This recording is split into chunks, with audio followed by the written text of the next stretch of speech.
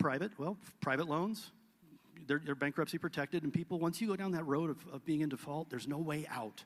So we figured out a way out, give you a path to pay that debt back with dignity. That's why Charlie took it on Why Refi. Why did he like us? Well, because we figured out how to help you. And what does Charlie do? He loves you guys, right? He cares about you tremendously. So he wanted to work with us because we care about you tremendously. So that's the reality of it all, okay?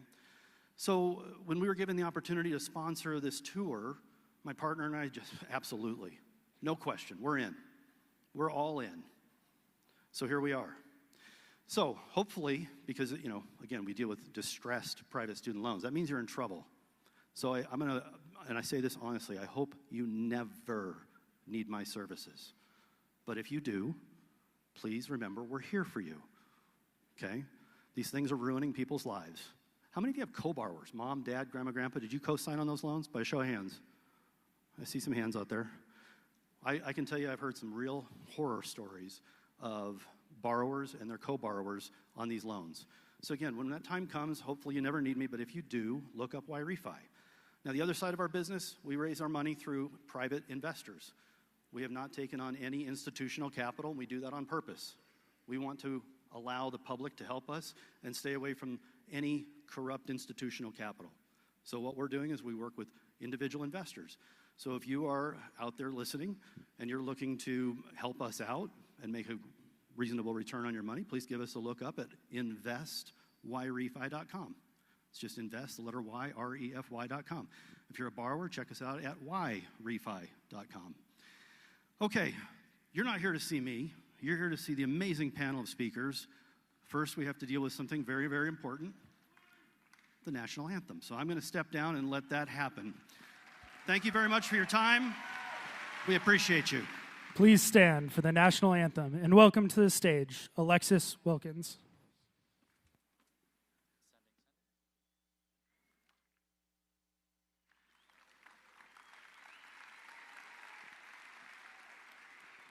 Hi, everyone. Please feel free to sing with me. Oh, say, can you see by the dawn's early light what so proudly we hailed at the twilight's last gleaming, whose broad stripes and bright stars through the perilous fight we watched were so gallantly streaming, and the rockets' red glare, the bombs bursting in air, gave proof through the night that our flag was still there. Oh, say, does that star-spangled banner yet wave o'er the land of the free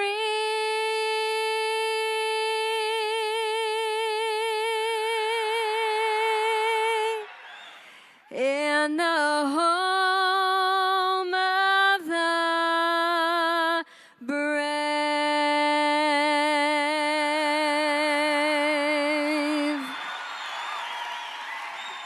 Thank you all so much.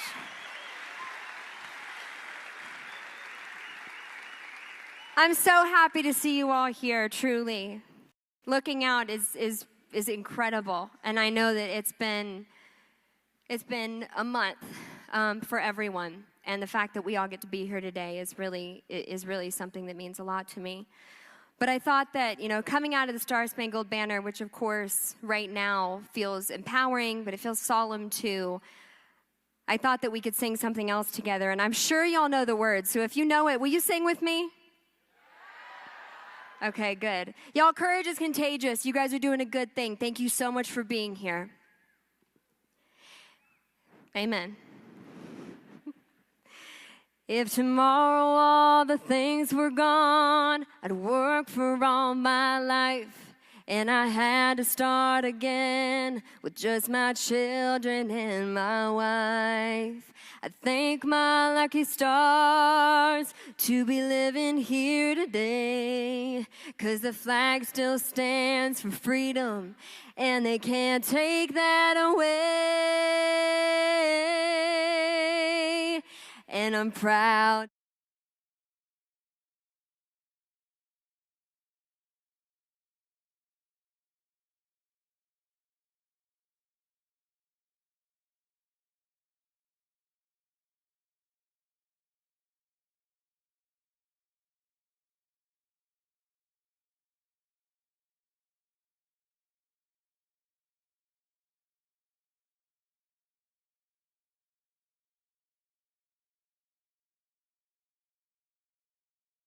Stand up next to you and defend her still today, 'cause there ain't no doubt I love this land. God bless the USA. From the hill lakes of Minnesota to the hills of Tennessee, across the plains of Texas, from sea to shining sea, from Detroit down to Houston and New York to LA, there's pride in every American heart, and it's time we stand and say that I'm proud to be an American, where at least I know I'm free. And I won't forget the man who died, who gave that right to me. And I gladly stand up next to you and defend her still today, 'cause there ain't no doubt I love this land.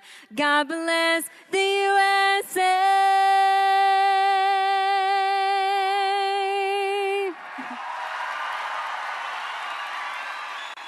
Y'all sound so good. We got work to do. We will not be deterred. We will carry forward this mission. God bless y'all. God bless America. God bless Charlie Kirk. Thank you guys so much.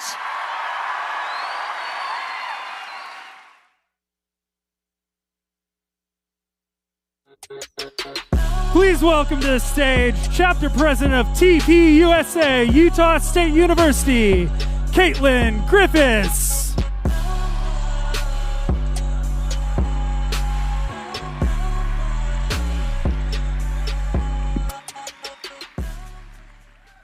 Good evening, everybody. Wow, this is such an amazing event, such an amazing turnout, you guys. Thank you all for coming out here tonight. Our chapter has just been absolutely blown away by the response from the community for this event. So many people have been so kind to us and so amazing. We'd like to thank the security and law enforcement here with us tonight, not only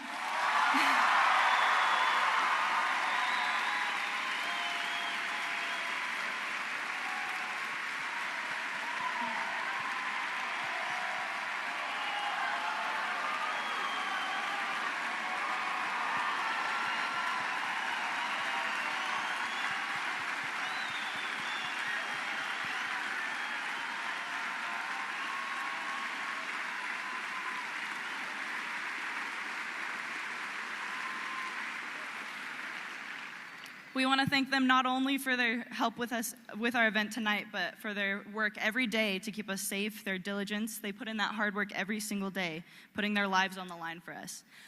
I could not continue this without thanking a couple more really important people to our chapter. I want to thank Paige and Ashley.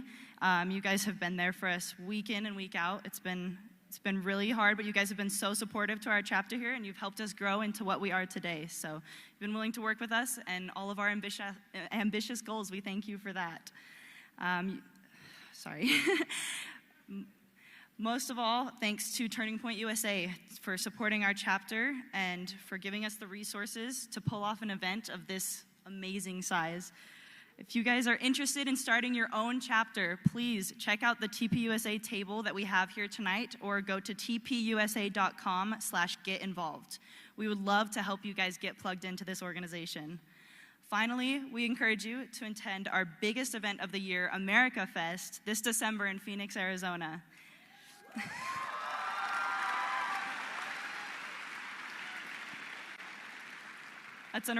That's a really amazing event that you guys do not want to miss. TPUSA is committed to safeguarding the freedom of expression and the robust exchange of ideas to protect everybody's right to speak and be heard.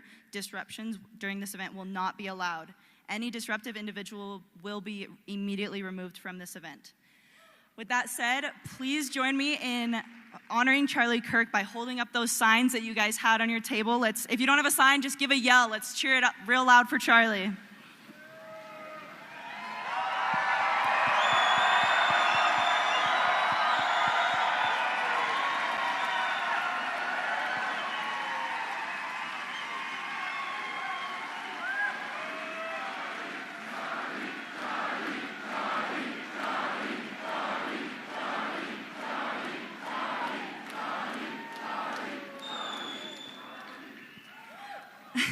Thank you guys so much. We'll get started in just a minute.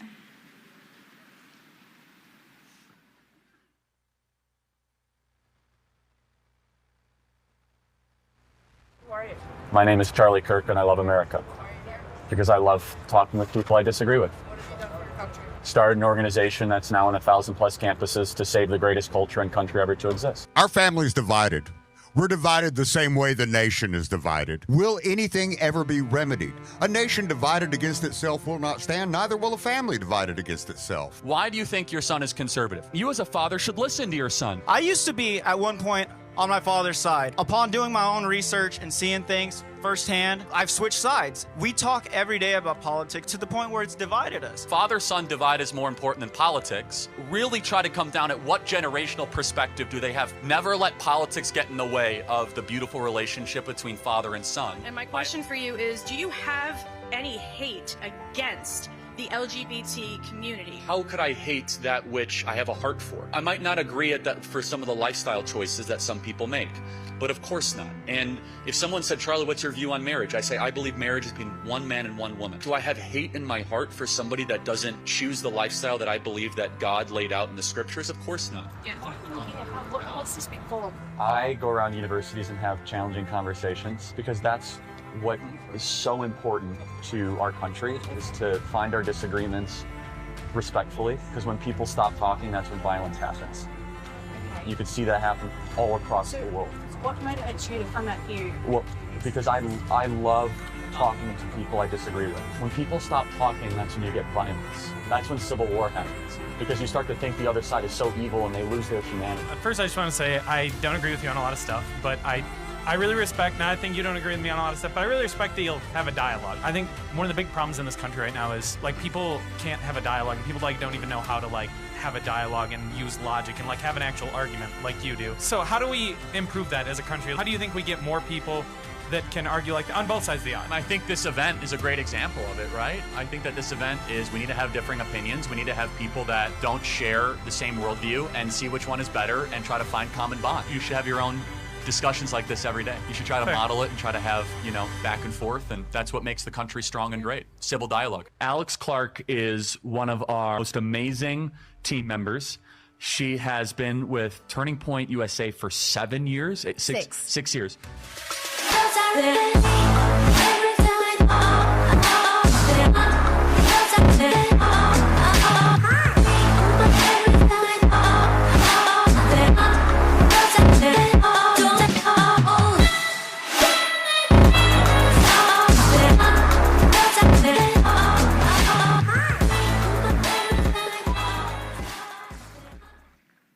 I was supposed to do this event with Charlie. And I saw a video of a liberal student that goes to school here. She was on campus. She was being interviewed about what she thought of the event. right before I came up, and she said that she was actually really mad that we were all showing up.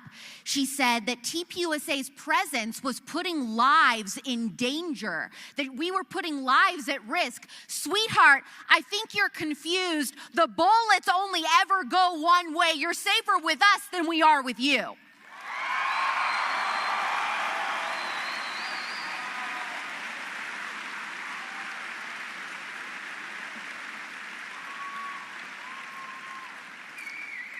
My name is Alex Clark, and I'm the host of Culture Apothecary. That is Turning Point USA's top charting health and wellness podcast. And I think that you should know that this is the biggest crowd Turning Point USA has ever pulled on a tour. There's over 6,500 people here today.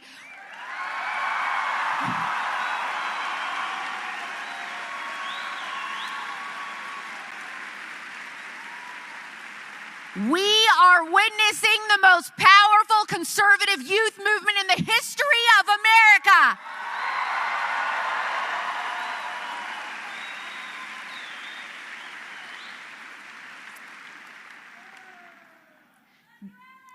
I love you too. We're a family, aren't we?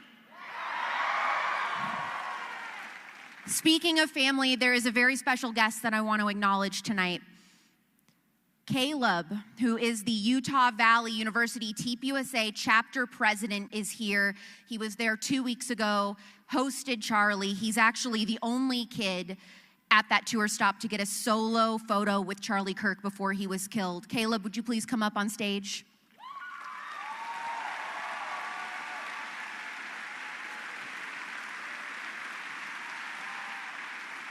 Charlie would be so proud of you for being here.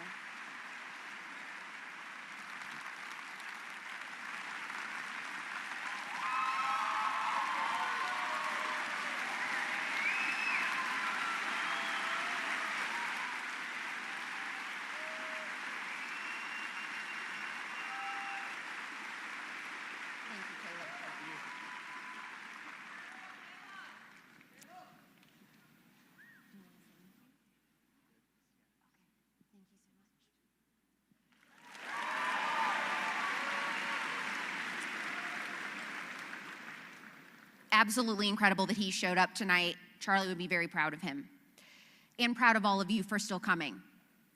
I was hired by Charlie in 2019, but it wasn't until I gave a speech in 2023 at our Young Women's Conference where I was railing on hormonal birth control, talking about how predatory the fertility industry was and the dangers that daycare can have on childhood attachment, that Charlie said, I had no idea that Alex Clark was so based. She's insane.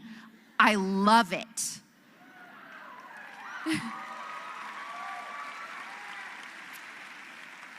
That was the best compliment that Charlie Kirk ever gave me. So I have a question for you, Utah. Are you insane enough for Charlie Kirk?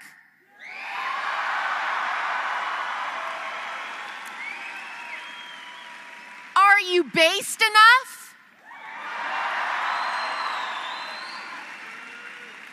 If you were expecting a funeral, if you came to mourn the death of America, the death of masculinity and femininity, of faith, of truth, then you are at the wrong event. It is not over. It is not even close.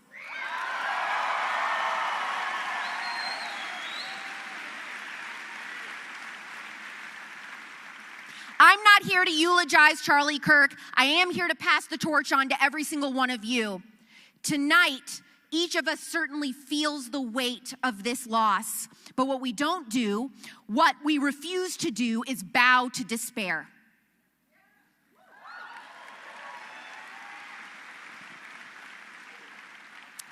Charlie Kirk did not spend his too short 31 years on this earth building a global movement so that it could all fall apart and we could cry over its ashes. He was building something that would outlast him. And no one knows that better than his wife and our new CEO, Erica Kirk.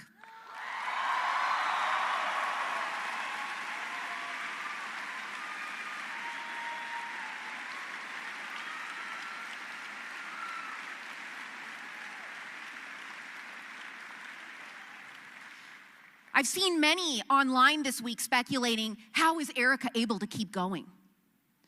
How is she able to smile amidst hosting the Charlie Kirk Show? Let me tell you why.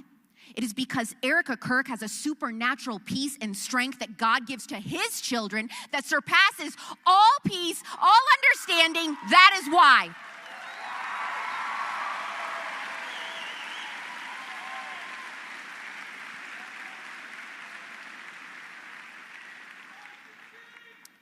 When Charlie was only a teenager, a guy with no title, no degree, no connections, no blue check mark on Twitter, Charlie started Turning Point USA.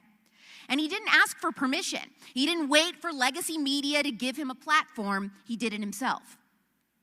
While the conservative establishment was writing op-eds speculating why Gen Z is disengaged or why young people will always be liberal, Charlie Kirk was busy going out to college campuses, setting up tables and asking the left to prove him wrong.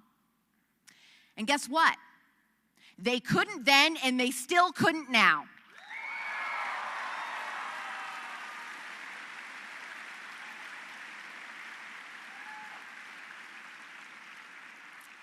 Eventually, young people started to take notice. And at first, Charlie was an interesting curiosity. Next, he was a celebrity. And then they saw him as a hero. And now, finally, he will live on as a martyr. Evil thought that it could silence him, but evil forgot something. Martyrs don't disappear, they multiply.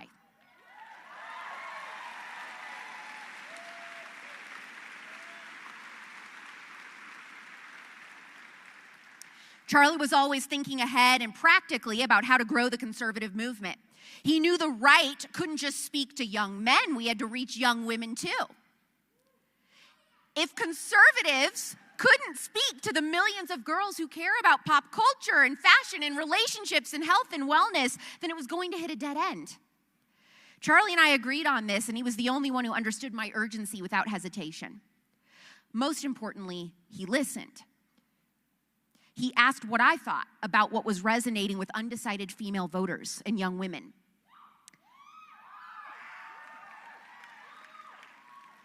The left claims that Charlie Kirk was a misogynist, that he hated women. The reality is Charlie Kirk loved women enough to tell them the truth.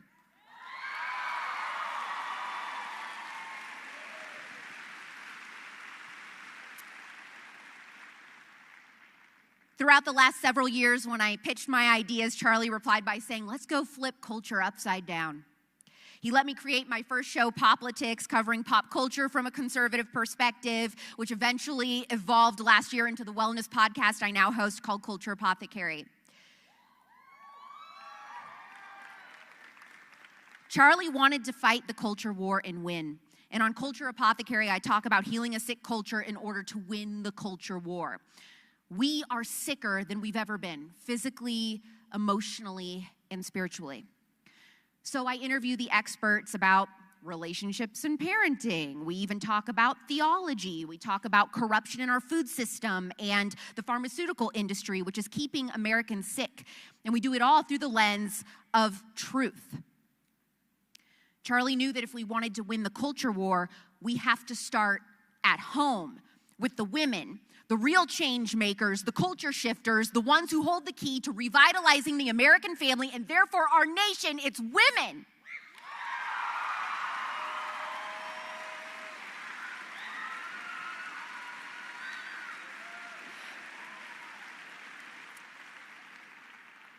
I told Charlie that MAHA, Make America Healthy Again, was the way to reach the young moms. I told him women may not all exactly agree on your gun stance or immigration, but they did agree on one thing, and that is that America was sick, that our children are on a downward health spiral that cannot be ignored.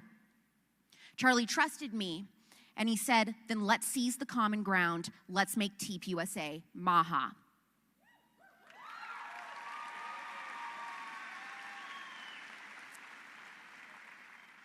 That choice may very well have altered American history because it was Charlie Kirk who called and urged Bobby Kennedy to join forces with President Trump.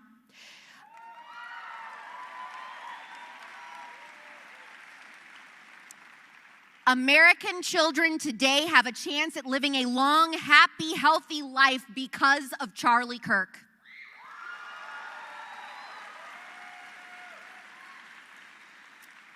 And now it's on all of us to heal a sick culture, not just Charlie, not just me.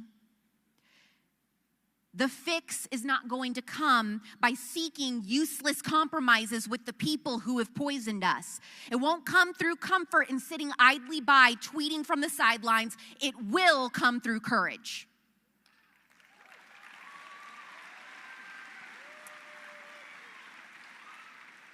You are never going to heal a sick culture by blending in with it. You will only heal a sick culture by standing out apart from it.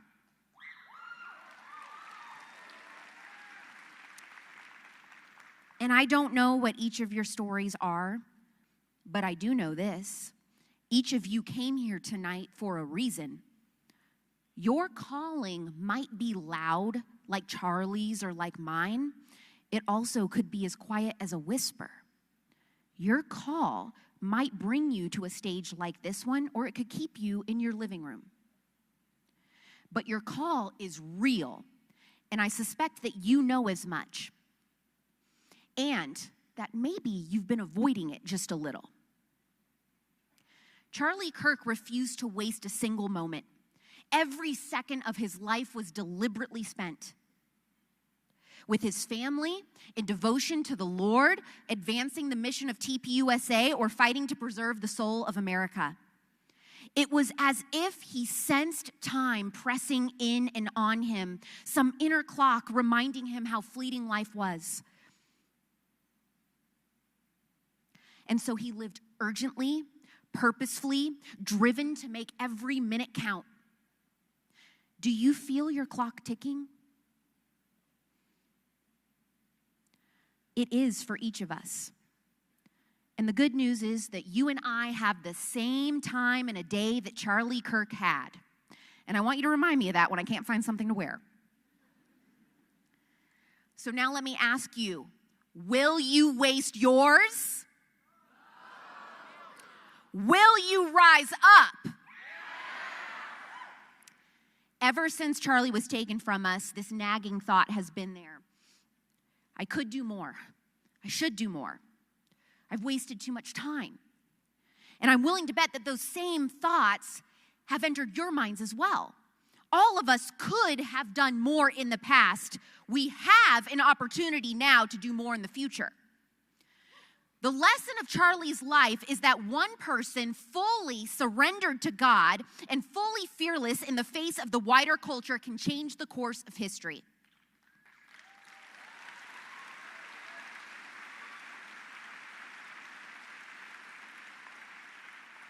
We have to stop standing in our own way. Are you insane enough? Are you based enough? Be honest about what it is that's stopping you. If you are addicted to ultra-processed food that is slowly killing your body and mind and keeping you from having the force of energy that you need to take back this country, now is the time to quit.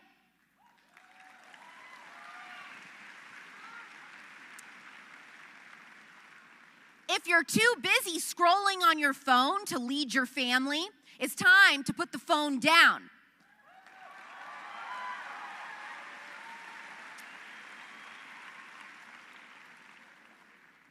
If you have been stagnating in a long-term relationship without a proposal,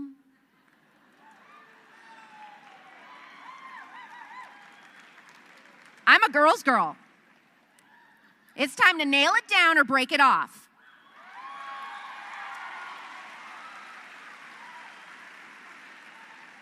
If your idea of pursuing a woman is with a snap streak,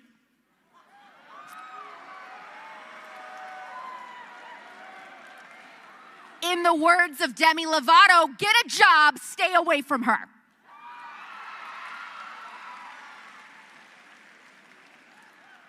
No more coasting like life will last forever, because as we learned a couple weeks ago, it won't. Maybe it's time to have kids instead of waiting for the perfect time. Guess what? There's never a perfect time.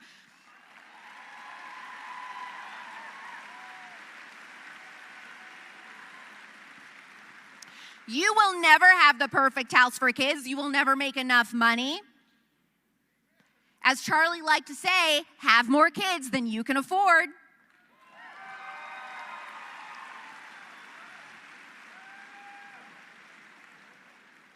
Perhaps it's time to pull your kids out of public school and teach them yourself.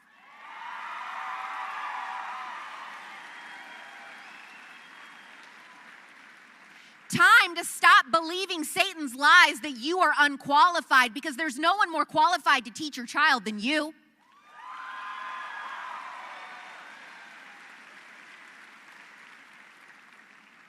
Ooh, I hope you feel it, because we are about to raise the most Christian, conservative generation America has ever seen.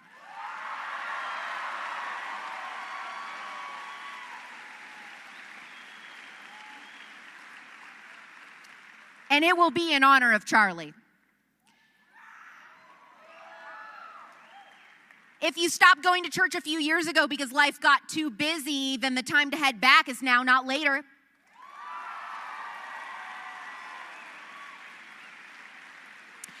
If you've never stepped foot in a true Bible-believing church, I can help you find one.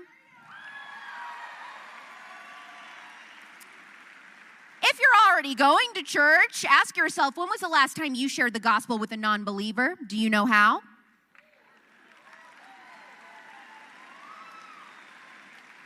Break the chains, put down the phone, step up, lead your family, heal your body, take back your home, reclaim your future.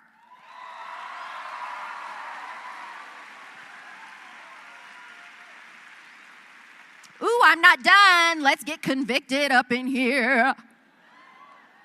You're here, you've got the TPUSA shirt on, you've got the lanyard on. You've posted about being here tonight on Instagram, but have you taken the next step? Have you started a chapter? Have you joined one that already exists? Have you prepared to door knock with Turning Point Action ahead of the midterms?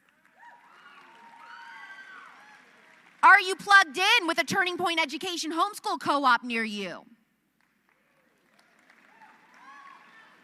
Imagine a nation where children grow up fearless and faithful, where fathers lead with courage and not passivity, where mothers prioritize the home, where truth is spoken without apology.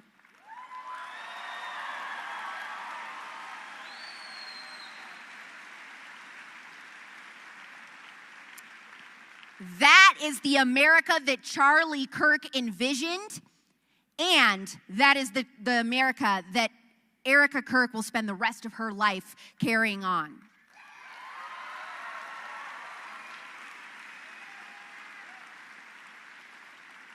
And not because Erica ever planned to, not because she wanted to, but because she has been called. You are being called. Are you listening and paying attention to what it is you are being called to do? Are you ready at a moment's notice to say, yes, God, here I am, when He says go?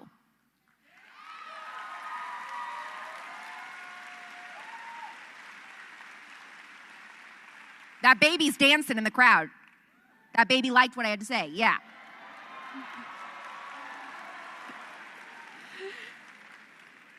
If you have been afraid of being judged by your sorority, of being judged by other parents in dance class, by being judged by your coworkers, even your own family, if you are more afraid about being liked than standing with the truth, repent.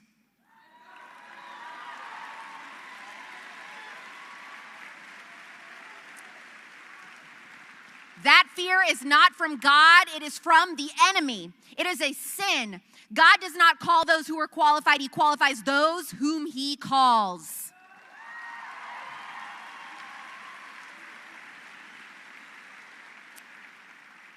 Charlie lived such a full life because he lived it free from fear. He placed his total trust in God to fill in the rest. That courage let him do and say the things that others wouldn't. He talked fearlessly about abortion. He talked about saving yourself for marriage. He talked about Islam coming for the West. He talked about drag queens in preschools. he simultaneously loved Israel and believed that we should be free to criticize their government. No more, no less.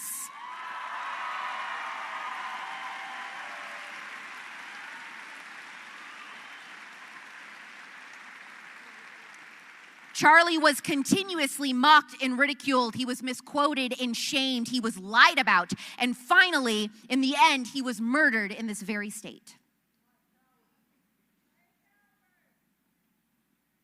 There will never be another person like Charlie Kirk. God doesn't send carbon copies of his faithful servants. But you don't have to be Charlie. You don't have to have a podcast or be on a stage like this one.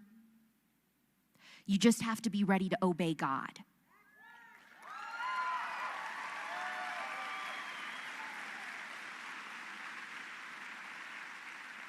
Repent from the sin that is controlling your life. Join that church group. Delete that toxic app. Propose to that girl. Have that baby. Be a mother. Be a father. Live with holiness and lead with conviction.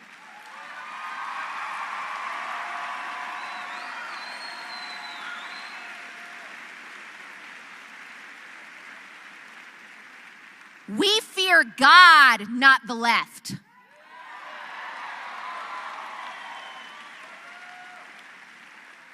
You are called, you are needed, you are chosen.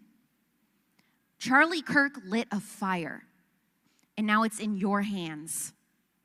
Charlie wanted me and all of us to be absolutely tenacious and insane in the best way, to be unbelievably based. If you're not making the mob angry, you're not standing for anything important.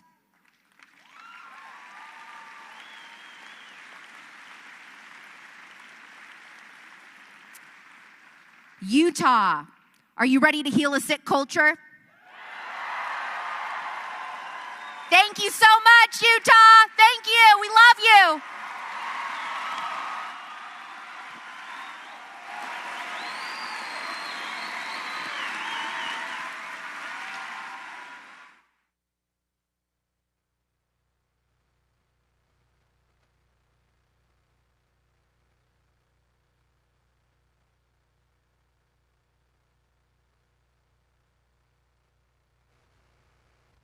Hi, I'm Mike Lee. I desperately wish I could be there with you in person, and under any other circumstance I would be, but the combination of the threatened Schumer shutdown and at the same time the Senate votes scheduled this week make that impossible. So my virtual appearance will have to suffice for now. But it really is an honor and a pleasure to be asked to pay tribute to my friend Charlie Kirk. And when I say friend there, I genuinely mean it. I've known Charlie since he was a teenager. I was introduced to him by someone who explained that he had decided, rather than going to college, to devote himself to the betterment of the Republic, to explaining to college-age audiences around the country the importance of the U.S. Constitution, of federalism, of separation of powers, of free markets, of civil society. And when I first heard him speak, still in his teenage years, I was immediately captured by his message, and I knew that this was someone who was going to go places. I had my then teenage daughter with me at the time, who recently reminded me that that day I met Charlie, I immediately introduced her to my daughter as a future president of the United States. And indeed, he would have been. But that's really only the beginning of Charlie Kirk's contributions, the contributions that he did make, and like being president someday, the contributions that he would have made had he simply been allowed to live out his life. I still can't believe he's gone. A couple weeks after his passing, and still on a regular basis, I find myself wishing that day had turned out differently. We can't always understand the reasons why certain tragedies are allowed to occur, but this one definitely happened, and it's now up to us, the living, to take the signals from Charlie, from the life he lived, from the messages that he himself so capably championed throughout his life, to carry that message forward and to take his charge to make America as strong and as durable as it can possibly be, to enhance the American dream, to restore constitutionally limited government, and to educate and inform our fellow citizens about the myriad ways in which our system of government has been misused and abused by a small handful of elites who don't have our interests in mind and certainly aren't wedded to the ideals of the American founding and the U.S. Constitution. So what exactly do we need to focus on in his life? Well, there are a few things that come to mind right away. Charlie believed in the power of ideas. He knew that free speech in a society as diverse as ours is necessarily messy. But he knew that free people, when given the chance, can counter censorship effectively with the truth. They can outthink propaganda. They can overcome disinformation. Charlie understood that the cure for bad speech is not a ban. Rather, it's better speech. In the marketplace of ideas, truth does not fear competition. He taught us this and so many other things by example. And Charlie's example calls on us to confront error with reason, to meet hostility with courage, and to have the conversation even when it's uncomfortable. In fact, especially when it's uncomfortable. So where do we go from here? Well, we follow Charlie's lead. We live as Charlie lived, devoted to family, because Charlie understood no republic can stand if the home is weak. Anchored in faith, because without God, politics is like a ship without a compass. Committed to country, because liberty is not inherited by chance. It must be defended by choice. The pathway forward is not retreat. It is not bitterness. It's not silence. It is engagement. It's courage. It's the steady, unrelenting insistence that truth matters and it exists. The enemies of freedom believe that by silencing a voice, particularly a voice as strong as Charlie's, they can somehow silence an idea. But ideas, especially good ones, are stubborn. They outlive us. They outlast regimes. They are carried, as Charlie uniquely understood, by ordinary men and women who simply refuse to be subdued. So let's do the same. Let us refuse. Refuse resignation. Refuse despair. Refuse the lie that truth must be whispered. Charlie Kirk is tragically gone, but his example lives on. The highest tribute we can possibly offer him consists of lives lived in the pattern he set, lives of faith, family, and country, lives of conviction, strong enough to challenge the world, lives of charity, deep enough to change it. May Almighty God bless Charlie's family and his memory. May God bless Charlie's children, and may God bless this country he loved.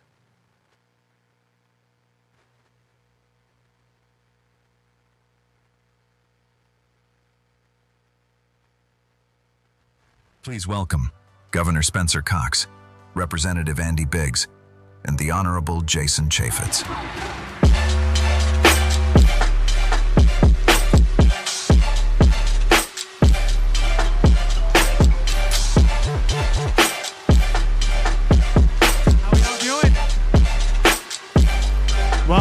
Welcome, everyone. How we doing, everyone?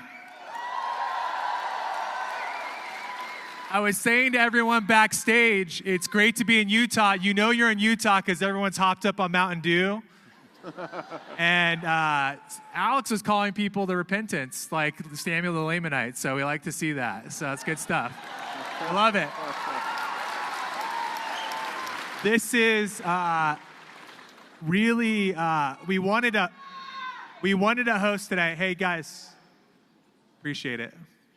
We wanted to join everybody today just to kind of go back to the horrific events that happened on the 10th of this month. there are tons of people on the stage that we have today that have different perspectives all around the horrible murder of my friend Charlie Kirk. And so we wanted to first thank, particularly the men and women in law enforcement here in the state of Utah that have been so incredible.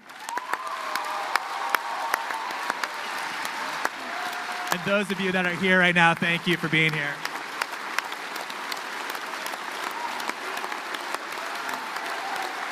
God bless our police.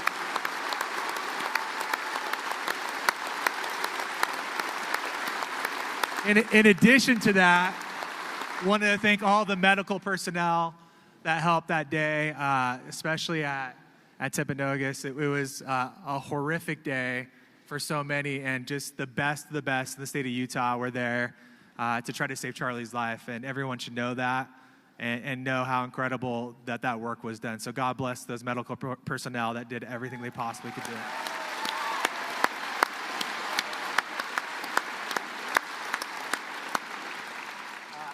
Lastly, I wanted to recognize who was at UVU on the day of. If you wouldn't mind standing up, because we just God bless each and every one of you, especially those students.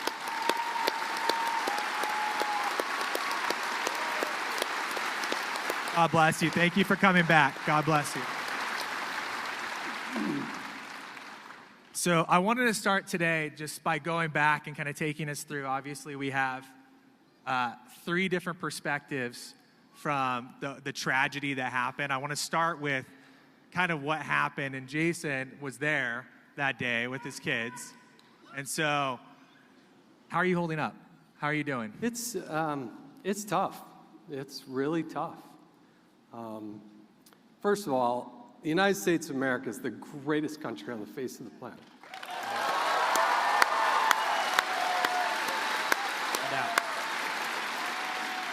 Only in a country like the United States can you have a tour with a person like Charlie Kirk going out and speaking his mind and talking to people.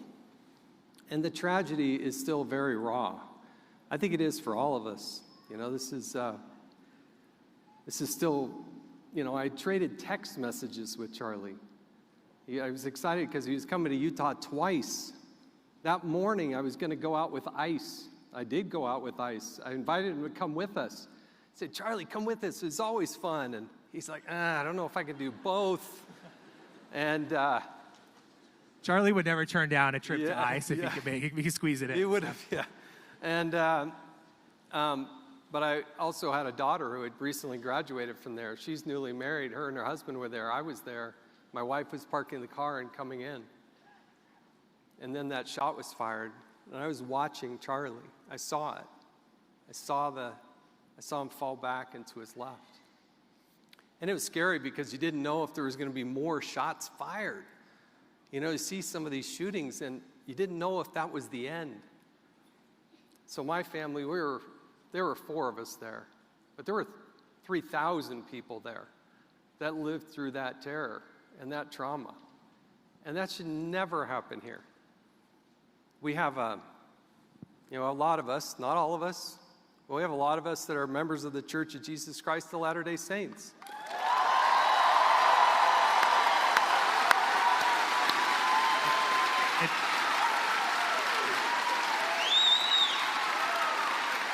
Good to see some Mormons here. Thank you. All of us are members of the church. We've updated our name. All of us are members of the church. I call us Mormons. They're my people. We understand what you're saying. I get it. We get it. We're all members of the church. Well, we had an unimaginable scene just on Sunday in Michigan. I guess what I learned from this, though, is the heroism and the resiliency. And we're going to talk more about this. But this, to me, this guy right here, he was standing 10 feet from Charlie when it happened. You have Michaela and others who've lived and worked with Charlie for a decade. I knew Charlie. I was friends with Charlie. I'd seen him on the set of Fox and Friends because he was guest hosting. But you were right there. And to the greater Turning Point audience and family, led now by Erica, what a strength, what a pillar. And I'm glad you're here with us now. So Well, thank you so much, Jason. Governor, I want to start by just complimenting the amount of work that went in from the state. Your guys' team was incredibly on top of it. I think the Health and Human Services Secretary had contacted me directly and was in the midst of all of that. What was kind of going through your head in the moment that this happened, and how, I guess I can kick this off, because I think what we're going to do is we're going to go through some questions. Yeah. And we're going to open up discussion, if that's okay with everybody, and then we're going to take some questions from students at the end of this. Yeah. But how has that changed you politically? Where are you at since that? Bring us back to like the moment that where you are, and where are you at? Where's your head at today? Yeah, I had several speaking events that day, and we. I'm gonna do the Charlie Kirk thing and say, guys, let's facilitate a conversation here. I promise that we'll get to the end of it and then we'll ask questions. Is that cool? I love it. Thank you.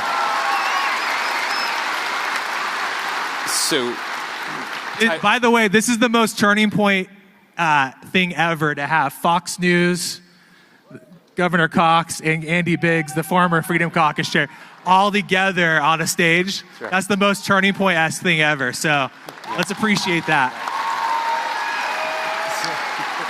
So where are you at? Tyler, welcome to my alma mater. It's incredible to be back at Utah State University, and we're so proud that Turning Point picked Utah State University.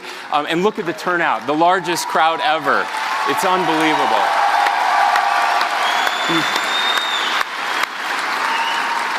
These are my Aggies, and Aggies are special. Look, so that day I had several speaking engagements, and I was back at the Capitol when my assistant came in, and she pulled me out and she said, we need you immediately. That's never a good sign when you're the governor.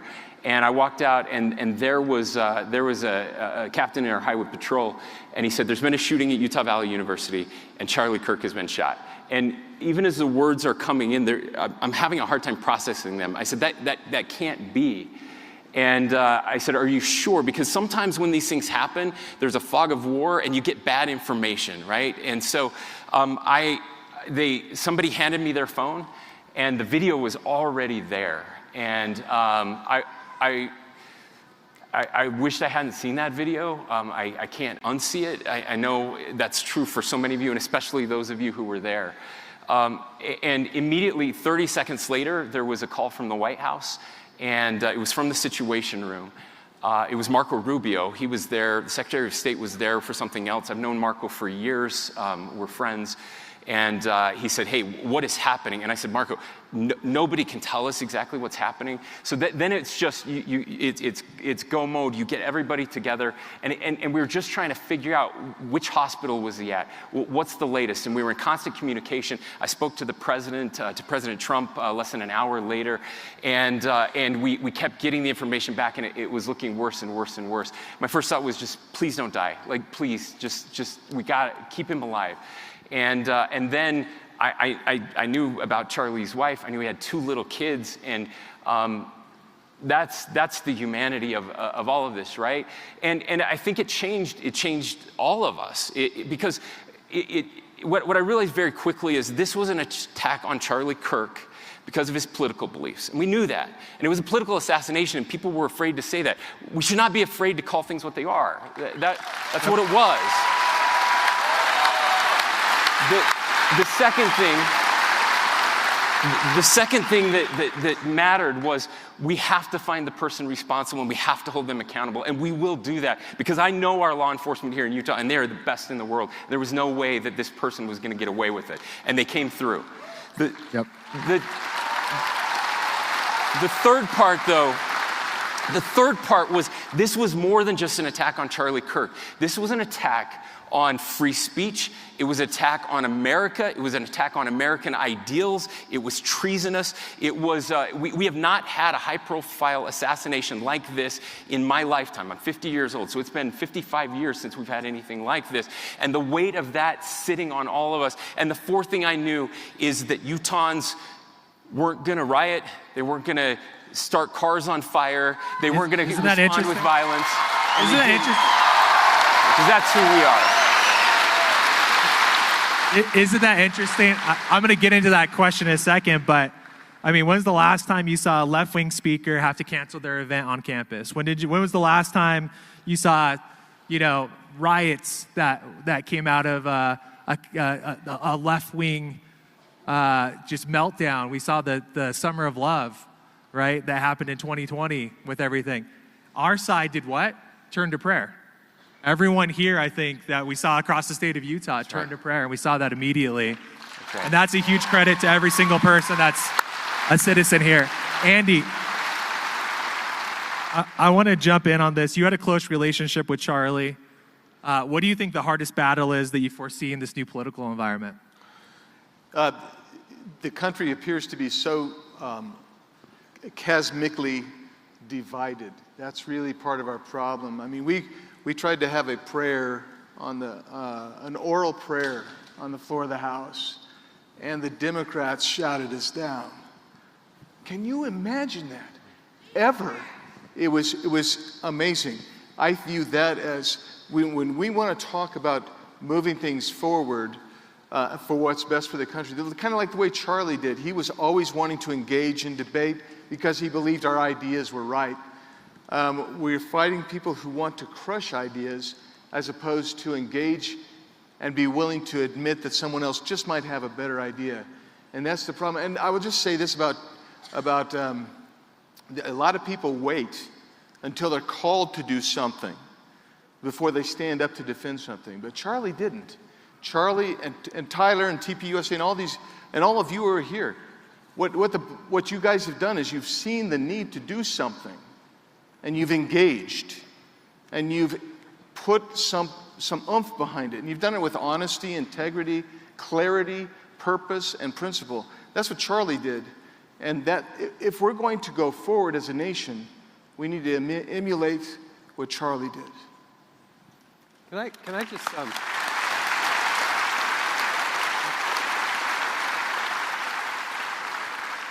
I haven't really shared this story, but I'd like to really quick because it's not about me, okay? But every once in a while, and this is not a regular occurrence, but I have the opportunity to interact with President Trump. And that night of the shooting at like 11:30 p.m., the president called.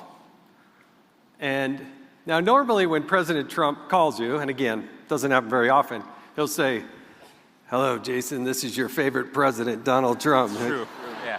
True story. When he wasn't president, he'd say, "Hello, Jason, this is your favorite former president, Donald Trump." And then he went back to, "Hey, Jason, this is your..." He didn't do that this time. He called and he said, "How you doing? I've seen you on TV, and this is hard, isn't it?" And we had about a 15-minute discussion. Now, This is about the most amazing president you could ever possibly imagine.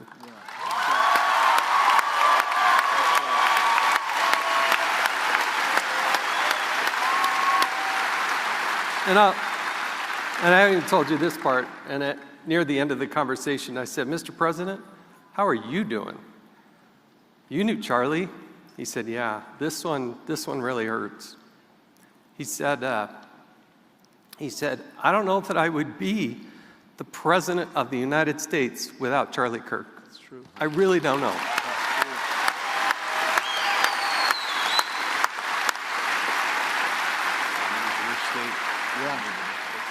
And it was just an amazing moment. The guy, I don't know where his energy comes from. It's never ending. But we had that amazing moment, and I know that Charlie was such a good friend, so inspirational, and did more for people under the age of 30 than anybody I've ever seen in our lifetime, and I hope that continues. It's so exhilarating to see so many people here. Just grab hold of that mantle and keep going. Don't ever slow down. Totally agree.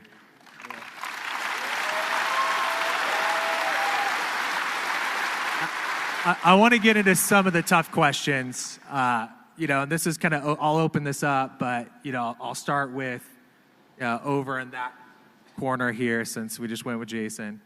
How do you both view the violent pockets of politically and religiously charged violence like Antifa and the group that what we just saw happen in Michigan this week, that have taken advantage of soft Christians, softer approaches with members of the church, and really the soft Utah approach that has enabled some people that are mentally ill.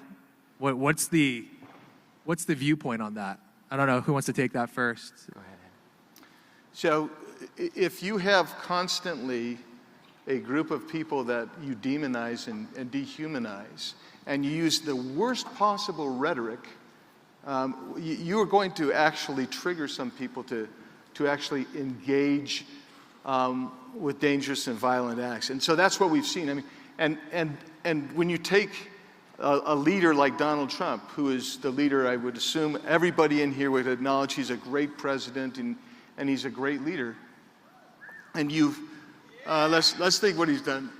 Let's see, multiple impeachments, investigations.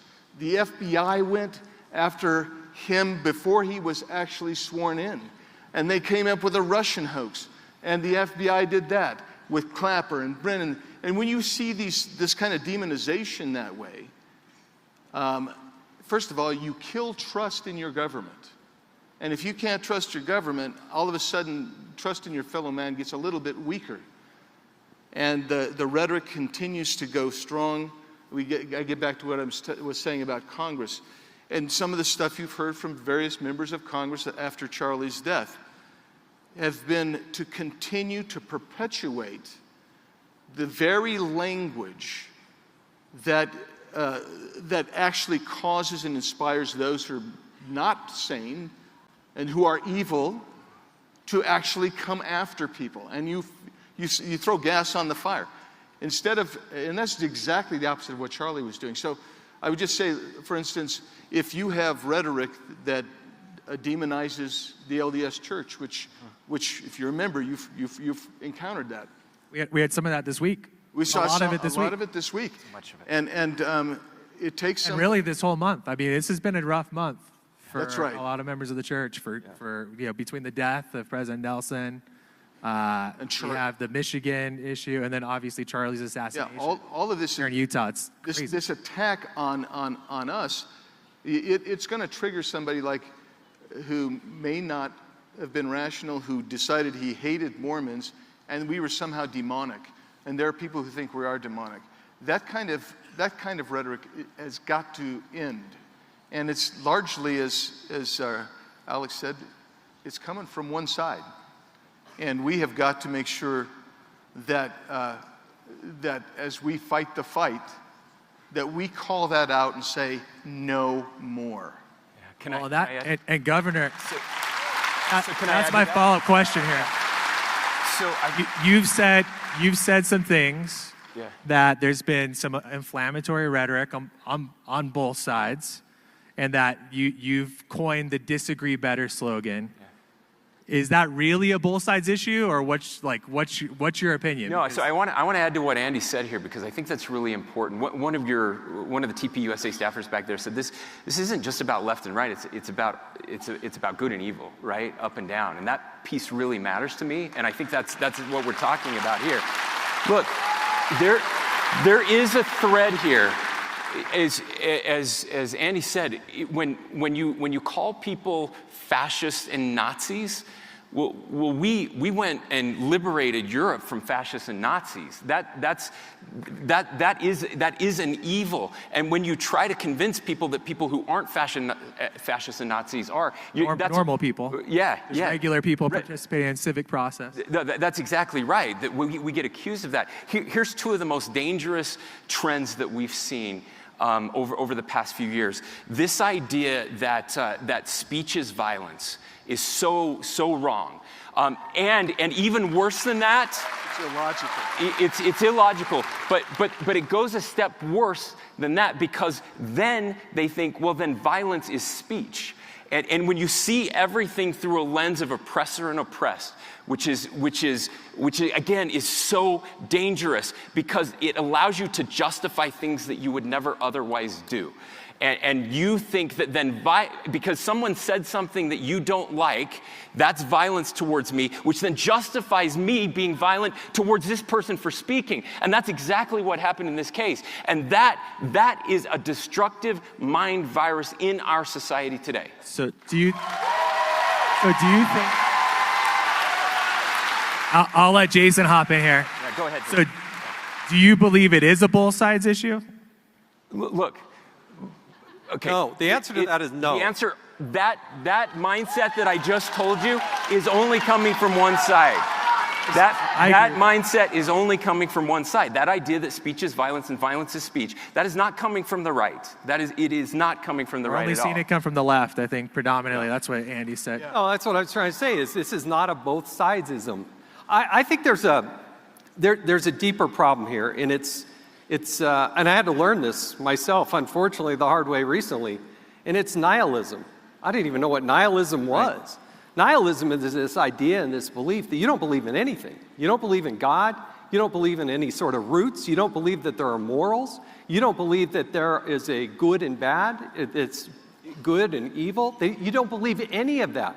So if you look at it and kind of study it, and then you start to understand that for hundreds of years, this has been an issue. There are people that may have grown up in a conservative, idyllic household or neighborhood. Think of southern Utah. Think of Washington County. Is there a more, I mean, Gilbert, it's as beautiful Arizona. As anything. Think of Gilbert, Arizona. Gilbert, Arizona. There you go. That's it. All right? Yeah. But it's... You love Arizona. But this nihilism takes root. And suddenly people don't believe that in anything. They don't have any roots in anything. They don't believe in God. They don't believe in these things. And we've seen it here. Yeah. I mean, we've seen it here. I mean, we saw Drag Queen Story Hour in Provo. Yeah. No. I mean, we saw it not that long ago. We saw, again, I know we don't like BYU here, right? Yeah, I love it. Anytime we can get a boo for BYU, and I love it. So it's a great thing. You went to BYU. Did you go to BYU? I was the place kicker at BYU on the that's right. football I knew team. that. So That's not the point. I'm not too worried about it.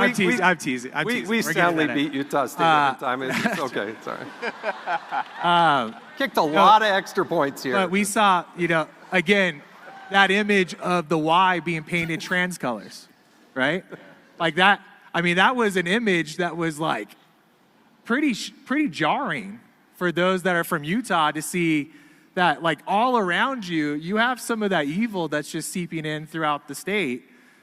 And I guess that's kind of like brings me to like some of those questions is, is there a culture shift that's needing to occur, particularly after the events that have transpired over the last few weeks, that Utah needs to shift gears here a little bit? And how do we go about that? So, go ahead, Jason. Go ahead. Because there's been a soft approach in the state of Utah that has opened the door to the nihilism that you're talking about. Yeah, no, I think one of the lessons and things that is being taught by Charlie Kirk is that it's okay to talk about faith. It's okay to talk about religion. It's okay to talk about love of country. It used to be in politics not too long ago that the whole idea was, hey, you should really kind of separate the two. And now you've got this younger generation understanding, no, we don't have to separate the two. We can be sound, and we can give our message, and we can wear our faith proudly on our sleeves. And I think that is a healthy thing for a younger generation that is looking for roots, they're looking for cause, they're looking for affirmation. And Charlie Kirk, in many ways, gave a lot of us that have been involved in politics permission to go that extra step. I think it's only healthy for America. So, look, I want to. This is maybe the most important question that you've asked. Look, to the last question you asked, and I want to make sure I answer it correctly. there are violent people on the far right. It happens. And to say that that's not true would be a lie. Because it has happened, okay? Now, listen, but this piece really matters. The prophet I believe in that just passed away for the past couple years has been talking about peacemaking and bridge building. And he very passionately believed that anger never persuades and that hostility never convinces anyone. But that... Here's the connection I want to make.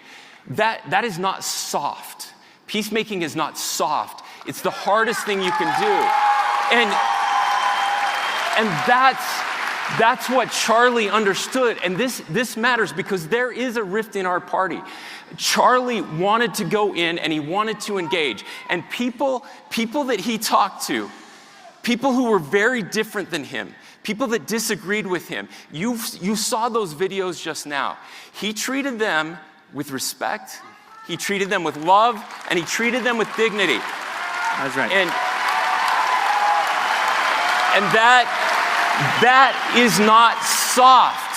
But there are people in our party who don't want us to do what Charlie did. Right. They just wanted to call each other names or not engage at all. And we can't fall prey to that. So, that can't be us. As a follow-up, that opens up a really interesting question for me. And this is a little bit of a tricky question, so I don't want to put anyone on the spot if you don't feel comfortable with this. We're going to let Andy answer it. Oh yeah, Andy can answer. The Arizona. You brought up the church.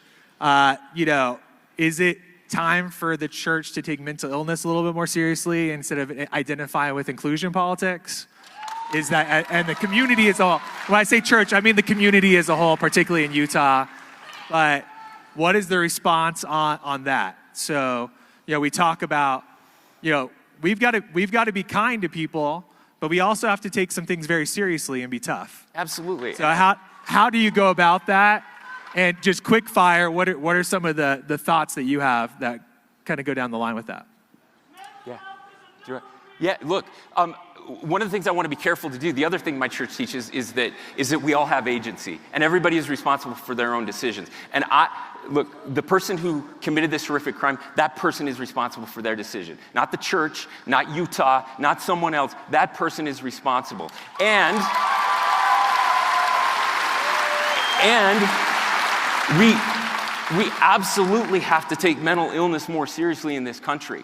And we have to get people help for what they're dealing with. And you know how you do that, though? Charlie had the answer to that as well. It's like, get off your couch, get off social media, get married, have kids, do something with your life. We have to have more grit and responsibility. So much of the mental illness we're seeing is caused by that. Andy? I'll be very brief. Charlie said you got to come to Christ, honor our Judeo-Christian ethic. Now, that doesn't mean you aren't honest. You have to be honest and call balls and strikes the way they are. And when you call balls and strikes the way they are, you can do it with respect and dignity. But I will tell you this, if you don't call balls and strikes, if you aren't honest, if you aren't speaking with clarity, purpose, and principle, you are deceiving yourself, and you're deceiving the person that you're having the conversation with. You have to be straightforward, and you're going to find that there are points of agreement many times. But there are times where you're not going to have agreement, and you do not have to give up your principles for that. You just say, this is where we disagree. Do you think, as a follow-up to that, do you think that there's a space in which this inclusionary type politics has gone too far, where it's made the mistake of giving up on your moral compass or the things that need to be fixed, that need to be addressed, the balls and strikes that need to be called? Yeah, because here's the way it works. If I say what I think about something, all of a sudden there is no logical rhetoric going on. It's an immediate, and this happened to me the other day. You're a racist. You're a Nazi. You are a fascist. I'm walking down the halls of Congress. The guy's yelling at me, you're a Nazi. I said good morning to you. The issue is the other side will not hear our voice. If you want to see proof of that, watch any oversight committee hearing that we have, and you will see that that's the case.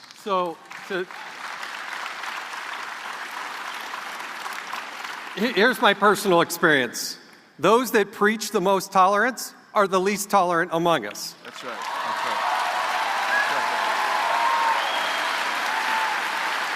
And you've got to find the right balance, but I worry that we're putting too much tolerance. You do not need a man with junk in a woman's bathroom. End of story.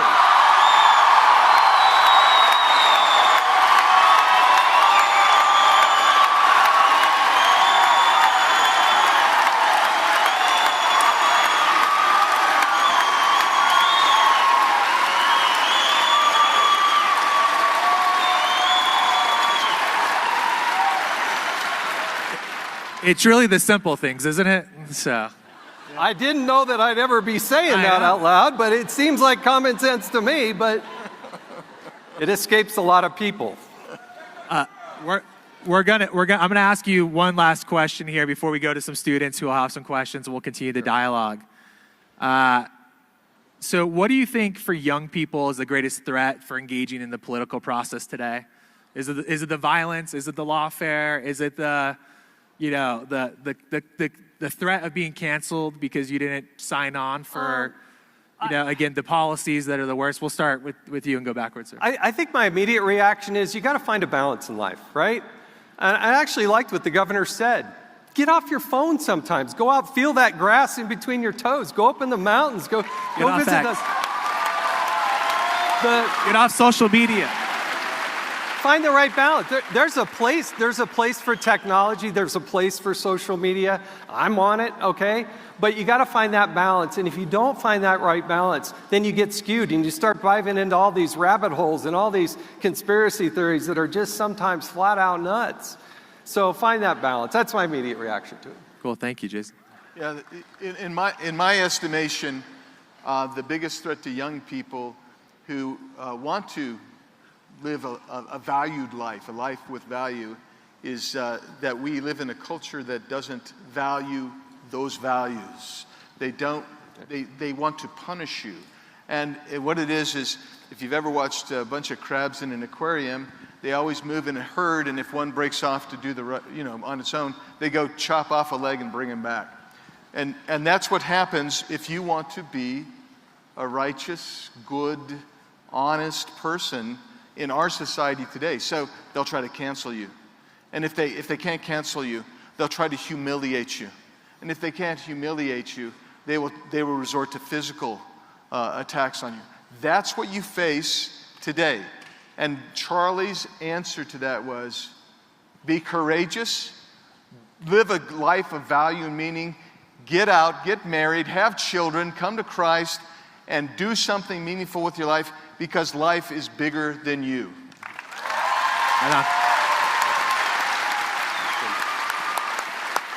So, one of the things that concerns me, one of the things that I've railed against on the left that I hear so much is the catastrophizing, that this is the worst it's ever been, that we're all going to die from climate, that whatever it is, that the world is doomed and we are all the worst, right? I want to make sure that we don't do that on our side as well. This is the greatest country in the history of the world. We are living in the greatest time in the greatest country in the history of the world. We have... The last thing I will say here is I think we make a mistake when we tell young people, and I do this, I've given these speeches at graduations and commencements, we say, go out and change the world. It's not good advice, because the truth is that most of us won't change the world. I mean, Charlie Kirk's a rarity. And I'm grateful that there are people like that. But most of us, that will not happen. So what I've started doing is telling people, don't try to change the world. Go out and change your community. Change your neighborhood. That's how we make a difference. And ultimately, that is how we change the world. It's engaging one-on-one with the people who are different than us. That's how we make a difference. Precinct by precinct. Precinct by precinct. Get involved in the local community. And, it is. It's neighbor to neighbor. Well, awesome. We're going to turn over to some questions from our students. So we'll start in order here, just over here to the right. If you can just say your name. Good evening, panel. And then who you're talking to. My name is Andrea, and my question goes out to Governor Cox. It's no secret that you and Charlie did not historically see eye to eye. There are multiple instances of Charlie calling you out for refusing to protect women's sports back in 2022, and even going so far as to say that you should be expelled from the Republican Party. Since Charlie's assassination at Utah Valley, you've seemed to change your tune about Charlie. How has Charlie Kirk's death personally impacted you? Yeah, thank you. So, you know what? I don't know that my tune about Charlie has changed. I've learned a lot from Charlie over the years. That might surprise you. And I would hope that Charlie's tune, if I had an opportunity to talk to him today, might have changed a little bit about me. We've had an opportunity to share here. You brought up one very important one, and I want to address it because I know how passionate Charlie was about this, and I know what a difficult decision that was for me at the time. So this was about men and women's sports, right? And I just want to be very clear. I never advocated for that. I never wanted that at all. What had happened was there was a lawsuit in Idaho where they had passed the first ban, and there was a judge had ruled, had put that ban on, had put a hold on that ban, so that in Idaho, boys could still play girls' sports after 2 years. What we tried to do in Utah was we knew that would happen if a judge would do the same thing here. So we came up with a new idea that would make a difference there, where you had to go before a commission, and if you were going to dominate women's sports or win, take away scholarships or anything like that, you wouldn't be allowed to play. The judge did exactly that. The judge took our ban and that I had vetoed. It got overturned, and we worked together to fix it. And so I just want to be very clear. That's not what I wanted. And I know that the problem with social media is that that's all you hear is that this is the governor who wanted boys to play women's sports. That is not what I ever wanted. I'm fully supportive of not doing that. By the way, to your point, we passed one of the first bathroom bills in the state. I signed that. We also...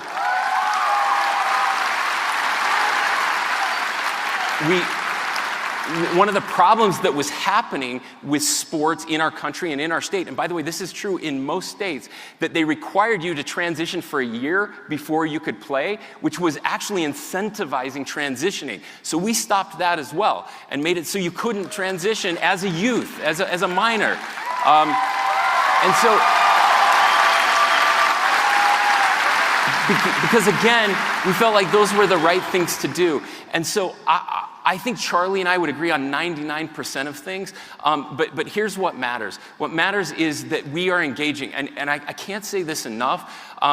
Charlie and I would have loved to have had this debate together. I wished we had had that back 3 years ago when this happened, because I think he would have understood me better, and I don't think he would have agreed with me, though. I think he would have still been upset with me. And that's what I want to encourage. Look, the Republican Party, if we're going to win elections, if we're going to get, instead of having a 4-seat majority in Congress and just a 1-seat majority in the Senate so we're not shutting down the government, we're going to have to get a lot of people that don't agree with every single thing that you or I believe in. And so we've got to make space for that. And I think we can do that. We're doing that here tonight, and I think that's what Charlie was trying to do. Governor. As a follow-up to that, do you think you've evolved a little bit since that veto? No question. Yeah, and I think we all do. Why have you? I'll play Charlie right now because he would ask you that question. Charlie would say, "Yeah, I would have disagreed with you then, and Yeah. I thought it was bad. It was dumb to veto that because I think it got overrode by the legislature or whatever it was. Actually, I have to say, what has caused you to? Yeah, so I just want to be clear. It did get overridden, and then the legislature said, we got to change the bill because it's broken. And so we did, and I signed that bill. And most people have no idea that I signed that bill. So, But what's changed in you, like kind of to her point, what's been the evolution that has been? I want to go back Charlie to Kirk I want to go back to the question that you asked Andy, because I think that was the answer. This idea that that love and acceptance are two very different things, right? That we can love somebody and still hold them accountable for what we think is wrong, and that we should be very upfront about that. I haven't always been that way, and I'm trying to be better at it. So that's it. That's the answer. All right, I like it. Thank you. We'll go next. Thank you so much. Hi, I'm Caitlin. My question is for Congressman Andy Biggs. Turning Point USA has become a powerhouse for free speech, and no one valued open dialogue more than Charlie. I know that he was a friend of yours, and he a very strong advocate for you. What did his support mean to you personally, and who was Charlie beyond the radio show? So, TPUSA is all in for me, and that's going to change the very outcome of my election, if you want the truth. And let's give you an example. What TPUSA did, and what Charlie did, and what Tyler and his team did, is he actually turned out more than 300,000 low-propensity Republican voters in the last election. Yeah, I just want to Turning Point Action last time. I'm sorry, TP Action. Let's clarify that. I realize where we are. But here's the way to think about that. President Trump needed every battleground state. What TP Action did was give him the biggest margin of 160,000 votes and a 5% voter edge over the Democrat in our state. It was the biggest in all of the battleground states. And that changed, in my opinion, and I think I know President Trump and I have talked about this, that changed the outcome of the election. And that's what it was. And so Charlie Kirk, so you want me to just talk about, what was the last part? You want me to talk about Charlie Kirk a little bit? Just how he was beyond the show. Oh, well. Your friendship with Charlie. Yeah, well, Charlie was, well, he was kind of a fun guy. And he was a very serious guy. He's a very focused guy. I just want to say that.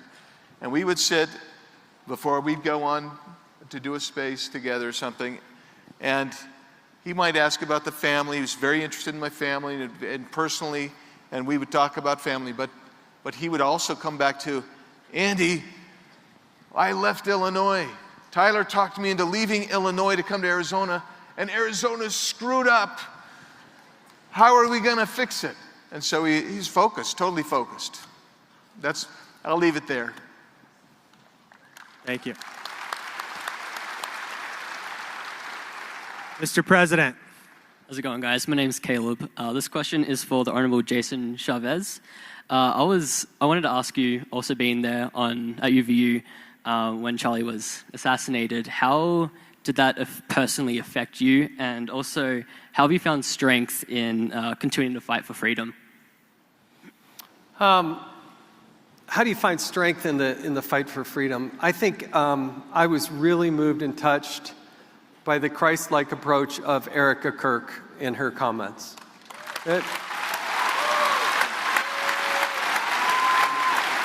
Yeah, everyone get a chance to watch. Every American should watch Erica's speech from last Sunday 10 times in a row. Incredible.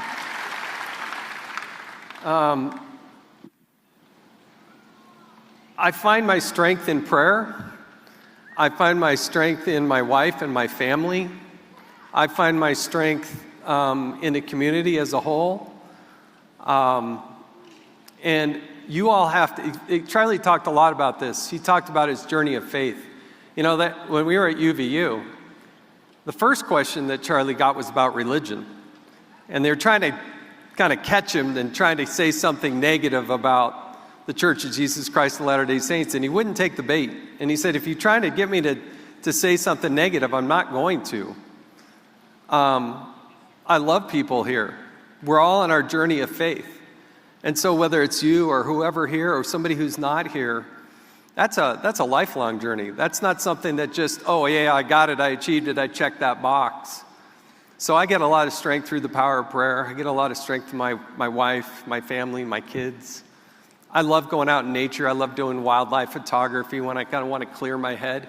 You got to all find, I think, that other thing in your life where you can just kind of be at peace, clear your head, get rid of all the stresses of being students, and just go out and find what you enjoy. Find a hobby, do those types of things. So I don't want to be preachy about it, but nobody should have to witness and go through what I went through, what my family and what those 3,000 people went through at UVU. I will never unsee that. I will always feel it. But I also want to tap into it for good and know that it is a fight of good versus evil. And the last thing we can let happen is let evil prevail by having all these good people cower and not step up to the plate and say, yeah, we got numbers. We got numbers. Thank you. And I want to shout everybody out here, coming out here and just the USA chants that we're just rocking this entire building. That's the response afterwards. It's incredible to watch and witness. And God bless each of you, especially you for being there that day. We are praying for you every day, just like we are everyone else. So God bless you, my man.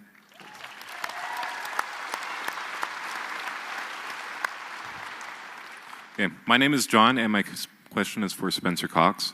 What role should the state or universities play in combating misinformation after tragic events? And do you support any regulations of AI tools that produce false narratives? Yeah, thank you. So, look, free speech is really important, especially on college campuses. And one of the things I admire most about Charlie was his willingness to go on to college campuses. I don't know that it's the role of a university to police information or misinformation, because the problem is who gets to decide what is misinformation? We've seen far too often that people tell us something's misinformation and then it turns out to be true later. So I don't like universities being able to do that. Now, when it comes to artificial intelligence, this is really critical. We're doing something in the state of Utah it's not being done anywhere else. We have an AI policy lab where we work with companies that are implementing those policies. I do not want government to be involved in the creation of AI or limiting the innovation of AI. We are in an AI arms race with China and Russia right now, and we have to win that. And we need the best innovators in the world here in the United States working on AI. Now, when it comes to the tools that are being used, we have to be involved as a state, and we have to be very careful. But we can't control information or misinformation, but the way those are being used. So right now, for example, there are AI companies that are trying to do therapy with AI. We're going to regulate that. We want to be very careful. These AI chatbots, especially for kids, that I think are absolutely evil. And I think we have to hold these companies accountable that are putting them out. These sex bots for kids, I mean, it's disgusting. Terrible. So there is a role for the states to play, but again, we have to be very careful with who's controlling the information. If I look at you, you tell me what he said. Okay, yeah, I know it's hard. Come on up. My name is Walker, and I have a question for Congressman Biggs. With increased polarization, what's your message to students who feel scared by political speech? How can we tangibly fight back without becoming violent? I missed that last part. What do we say? You have to. How can we tangibly fight back without becoming violent? Yeah. How can we fight back? How do we fight back against the political speech without becoming violent? So you have to know, first of all, you have to know what you believe. Okay, so you're not persuaded by somebody else's political speech. And then the next thing is you have to know enough so you can understand what they're saying. And then the third thing is, I talk to people honestly. I tell them what I think. I do it with clarity. I do it with purpose. I hold my principles strong. And sometimes they don't appreciate that. But there's no point in accelerating it, right? So sometimes I just say, disagree, I'm out, and I leave. I don't give up my point. I don't give up my viewpoint, and I don't let it get to the level of that. The other thing is, No ad hominem attacks. Why would I call somebody a name? No, I don't need to. My logic is crystal clear, always. I've known Andy for a long time. The one thing I appreciate about Andy Biggs, he outsmarts the establishment all the time. Yeah, and I'm kidding when I say... Kevin McCarthy hated that. Yeah, that's true. I'm just kidding when I say my logic's always crystal clear, but my point is, at some point, you have to know enough and be prepared. I mean, I was always impressed with Charlie because Charlie studied, I don't know when he studied, Yeah. but he knew so doggone much. And so when somebody would confront him, he could always respond because he was prepared. You know, they say God can't pull a ladle from an empty bucket. So make sure your bucket's full of knowledge and also with respect. And that's how I avoid violence. The other thing is, if you know there's going to be violence, make sure that you're safe. Make sure your loved ones are safe. And quite frankly, and I see this because I'll just share this number with you. This will blow your mind. Last year there were more than 9,000 death threats against members of Congress, the highest ever. This year there will be more than 40,000. We're already over 30,000. And so you need to make sure that you're wary. And if someone is looking a little like they want to fight, there's no need to fight, because you're going to have to fight them with logic. And if they don't have logic in them, the battle's over. You've already won. Watch out for crazy people, head on a swivel, and then fight people with logic. Exactly. Has anyone here, just as a follow-up to this question, who has felt angry since September 10th? Like, most of the room is raising their hand. It's all about turning that anger into action, right? That's right. Is using those feelings That's right. into positive outcomes, which you can do through Turning Point at Turning Point USA. Turning Point Action will put you to work, particularly in Arizona. But yeah, absolutely, that's important. Thank you so much. Appreciate it. Next up. My name's Kennedy Miller, and I have a question for Governor Cox. We are not going to stop talking because of the political assassination that happened to Charlie. So what concrete steps are you and the state going to take to ensure the outdoor debate style of events can still continue on college campuses while ensuring that students are safe? So again, this is why this attack, I've heard people say, like, well, I heard it here, we shouldn't hold this event. There were a lot of people that said we shouldn't hold this event. Lots of people, by the way, said cancel this. This is stupid. That we should not do this. And I said, absolutely not. You have to hold this event, right? I grew up on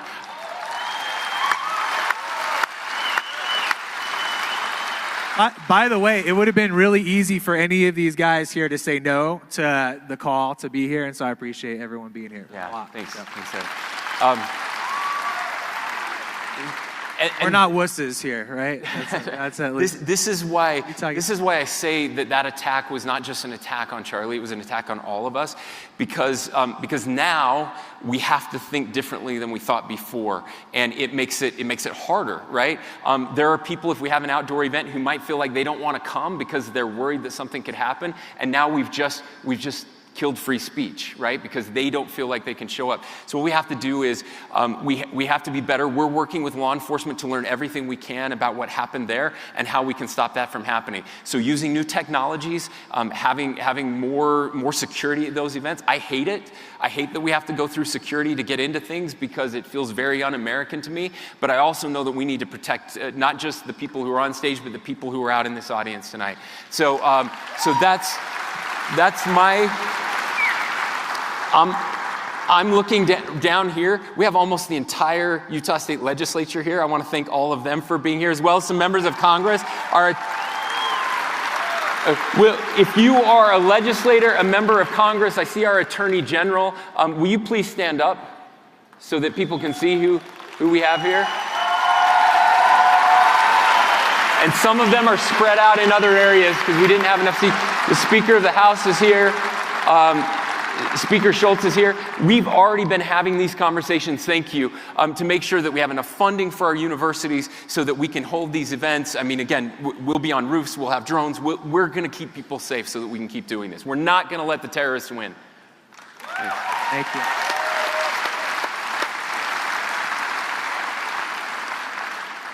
My name is Olivia Stosich, and my question's for Congressman Andy Biggs. A lot of people have been really impacted by Charlie's death and motivated to get more involved. One of my biggest worries is that this momentum will slow down and eventually disappear. How can we get people to stay involved and let our momentum continue? By you continue to invite people to come, it will continue to grow.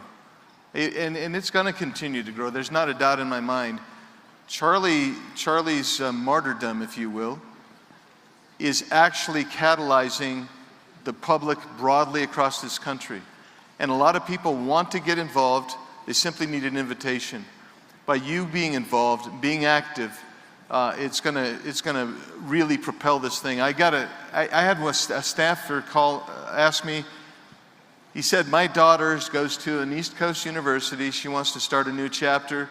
Who should I call? So I texted Tyler, and Tyler sent me the link. They had their first meeting, and this is a very liberal, left-leaning, mid-Atlantic university, I won't say what it is, but they had over 100 people at their first interest meeting. And that's what I mean about getting involved, staying involved, and opening your mouth and not being afraid to act, because your energy will help the energy keep flowing throughout the country. And this movement is not going to die. It's going to actually explode and just be, quite frankly, the most prolific political, cultural, social phenomenon that we have probably seen in 100 and some odd years in this country, and it'll change this nation. I want to add to that too. The Achilles heel to Saul Alinsky tactics and political violence and threats is truth, is spreading truth. So the more people organize and get organized and actually do the hard work on campus, in your groups, getting politically involved and active, the harder it is for the left to win. So it's important. Let's go next. Hi, my name's Ava Montague, and my question is for the Honorable Jason Chaffetz. There are so many stories like Tyler Robinson's. He came from a normal Christian family, then it seems that when he went off to college, he became drastically more indoctrinated. What practical steps do you plan to take, or you think the government should take, when it comes to higher education not evolving into indoctrination camps? I think I heard most of that question. I think I heard most of that question. And first of all, thanks for being here. You know, it's beautiful night in Utah, fall colors. I'm glad you're here. There is, I like what Margaret Thatcher said. She said, first you need to win the argument, then you can go win the votes. But when you're talking specifically about somebody who becomes so radicalized, somebody who becomes so perverted in their thinking, somebody who is, there are people that see that and hear that and feel that, and they see it. And we have to watch out for those. Those are our friends, those are our neighbors. It's not, law enforcement does an amazing job, but they can't be everywhere to everything. It goes to this question earlier about mental health. You know, we have a long, long ways to go to assessment and how we treat it. And I don't want to oversimplify it. Again, it also, I think, goes back to this degree of tolerism, that I just think there's some things, some actions, some places that are just, we should not tolerate them. And we should not put up with them. And we shouldn't have to live with them. And there has to be a way to balance their constitutional rights with our right for freedom, right? I'm wearing this shirt, right? Freedom, right? Yes. Freedom. Freedom is also your ability to live the life that you want to lead, the way you want to lead it. We're all children of God. And if we start with that premise that we're all children of God, we can deal with it compassionately, but it doesn't mean we have to tolerate some of the things that are being spewed. And when it crosses over that line to not just hatred, but it crosses over the line to say, oh, we're going to act out and thrash out in violence, those people need to be arrested. They need to be detained. They need to be booked. And some of them need to be incarcerated. So that has to happen, and it's not happening now. Nationally, locally, it's just not. Tyler, can I just bring up something on that one, Tyler? Sorry, what? Is that okay? So I want to bring up something because you specifically asked about universities, right, and college. And one of the things that I've been most concerned about over the past couple of decades is the lack of thought diversity on college campuses. It's deeply troubling. And I want to give a shout out again to the legislature. We worked very closely with Utah State University on something that I think is groundbreaking. It will, over the next couple of years, it will be in every university in the state. But we're going to start teaching Western thought again to all of our freshmen in this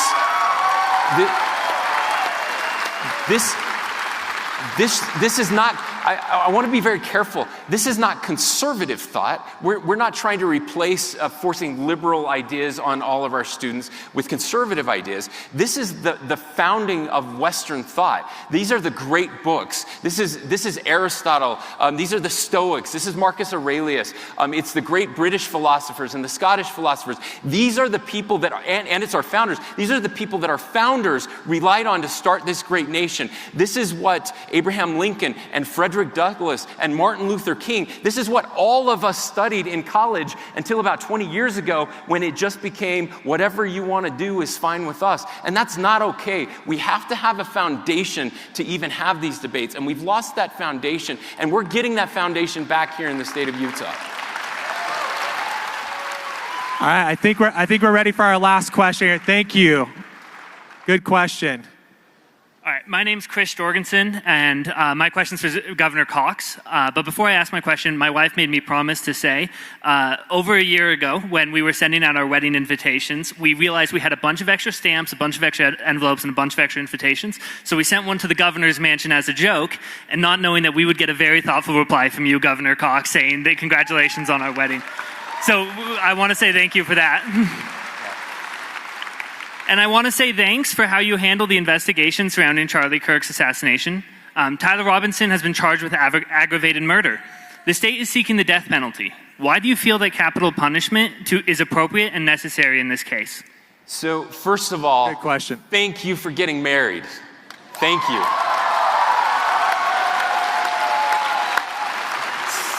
Second of all, now I'm going to get like 1,000 Utah invitations. doesn't have a problem with that. Yeah, Second of all, I'm going to get 1,000 invitations to the mansion, and so we'll figure that out. Third, look, I try to be very introspective when it comes to the use of the death penalty. I've thought a lot about this over the years. I'm going to be honest with all of you. It's something I've struggled with at times. I believe in small government. I believe less government is more. I believe that government power should be very careful in its exercise. And the most powerful thing the government can do is to literally take your life. Right? That is the ultimate power. It's taking away the most sacred right that you have. And it can only be used in the most extreme of circumstances. And I believe that there is no more extreme circumstance than what we saw happen here. Not just the way that it happened, not just the way it was impacted, but again, as we've all said before, that this was an attack on America. That this was treason. This was an attack on the foundation of and our ideals. And so we're going to follow the law as it exists. That's our duty, to faithfully execute the law. Same with the good people in Washington County. We've talked a lot about law enforcement. I also want to thank the Attorney General's office. I want to thank the Attorney's office in Utah County. This is heavy for them. They've never had to deal with anything like this, but I trust them to do what is right and to faithfully execute the law, and they're going to do that. All right, thank you. We're wrapping up here. I have one last question. We saw the beautiful flag up here. Our last question for everyone. Old Utah flag or new Utah flag? We'll go one at a time. Old or new? Should have never changed it. Not old.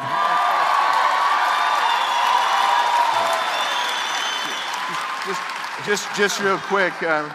I was told I'm not allowed to come back to Utah if I don't ask this question. Utah has a governor's mansion? Yeah. Okay. Yeah. Arizona doesn't. I like the blue flag. Yeah, the most political answer ever. They're both great. No, look, the blue flag is really important. This is our history, and this is our heritage, and it always will be. All right. Okay, last question. Oh. Utah or ASU this weekend? Oh, jeez. Wait, Utah or who? ASU. Oh.